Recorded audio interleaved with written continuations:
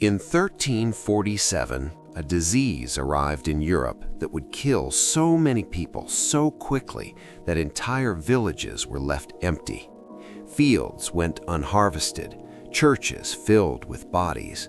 Families buried their children in mass graves because there was no time and no one left alive to dig individual plots. The Black Death killed somewhere between 75 and 200 million people across Europe, Asia, and North Africa. In some regions, half the population died within 2 years. It was the worst pandemic in recorded human history. And here's the paradox nobody talks about. It made the survivors rich, like really rich. Not immediately, not obviously, not in a way anyone celebrated, but within a generation, the peasants who survived the plague woke up in a world that had fundamentally shifted in their favor. Because when half the workforce dies overnight, the half that remains suddenly has leverage. And that leverage, born from catastrophe, quietly created the foundation of the modern middle class.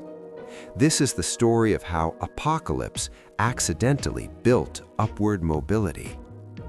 To understand what the Black Death changed, you need to understand what Europe looked like before it arrived. Medieval Europe operated on a feudal system. At the top, kings and lords who owned the land. At the bottom, peasants who worked it. And the system was designed to keep peasants exactly where they were. Most people were serfs, legally bound to the land they worked. They couldn't leave, they couldn't negotiate wages, they couldn't own property. They worked the fields, paid taxes to the lord, and survived on whatever scraps were left. Labor was cheap because labor was abundant. Europe's population had been growing for centuries. By the early 1300s, there were more workers than jobs, which meant lords could treat workers however they wanted. If a peasant complained, replace them. If a peasant asked for better conditions, laugh them out of the room. The system wasn't just unfair, it was mathematically rigged. And then the plague arrived. The Black Death spread through Europe with terrifying speed. It moved along trade routes, through ports, across rivers and roads, and it didn't discriminate. Rich and poor died at similar rates, though the wealthy could flee to the countryside, which gave them slightly better odds. But here's what mattered economically. Workers died at the same rate as everyone else, and suddenly the abundance of labor that had kept wages low for centuries vanished. Fields sat empty during harvest season because there was nobody left to work them. Workshops closed because the craftsmen were dead. Entire industries ground to a halt, and the lords, the ones who owned the land, faced a problem they'd never dealt with before. They needed workers more than workers needed them. For the first time in centuries, labor had value, real, true worth. The survivors didn't immediately recognize what had changed. At first, they were just trying to survive, burying the dead, replanting fields, rebuilding what the plague destroyed. But slowly, quietly, peasants began to notice something. When they asked for higher wages, lords said yes.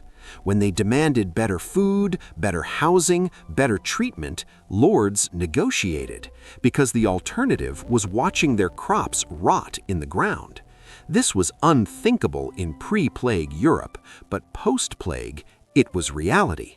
In England, wages for agricultural workers doubled within a decade. In some regions, they tripled. Suddenly, peasants had enough money to buy meat, to own a second set of clothes, to send their children to apprenticeships instead of the fields. The purchasing power of the working class exploded, and the economic elite panicked. The landowning class didn't just accept this shift. They tried to legislate it away. In 1351, England passed the Statute of Laborers, a law that attempted to freeze wages at pre-plague levels. It made it illegal to pay workers more than they earned before the Black Death. It also made it illegal for workers to demand higher pay. Violators faced fines, imprisonment, or public branding. It was economic desperation disguised as law. But here's the thing about supply and demand. You can't legislate it away. Lords needed workers. Workers knew it, and workers started ignoring the law. They moved between estates, seeking better pay. They negotiated in secret. They formed early labor coalitions. Some simply walked off the land and into cities where they could work as free laborers instead of bound serfs. The feudal system, which had survived for centuries, was cracking, and no law could stop it. The tension exploded in 1381 with the Peasants Revolt in England. Tens of thousands of workers marched on London, demanding an end to serfdom and fairer wages. They stormed the Tower of London. They executed corrupt officials. They forced the teenage king Richard II to meet their demands. The revolt was eventually crushed. Many of the leaders were executed, but the message had been sent. Peasants were no longer willing to accept their place at the bottom, and across Europe, similar uprisings followed. In France, in Italy, in the Holy Roman Empire, the working class had tasted leverage, and they weren't letting go. Within 2 generations, the feudal system began collapsing. Serfdom declined sharply across Western Europe. Peasants gained the ability to own land, to negotiate contracts, to move freely between towns, to accumulate wealth. And as wages stayed high and opportunities expanded, something unprecedented happened. A middle class emerged.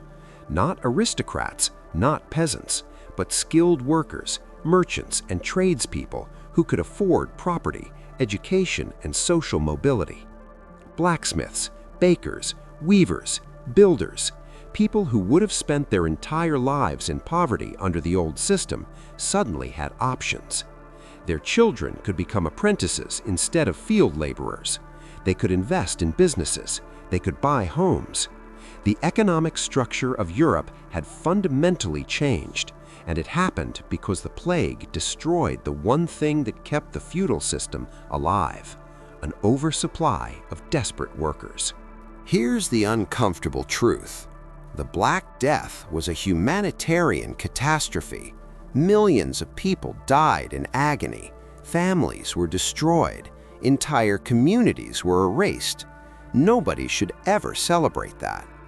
But the economic aftermath created opportunities that wouldn't have existed otherwise.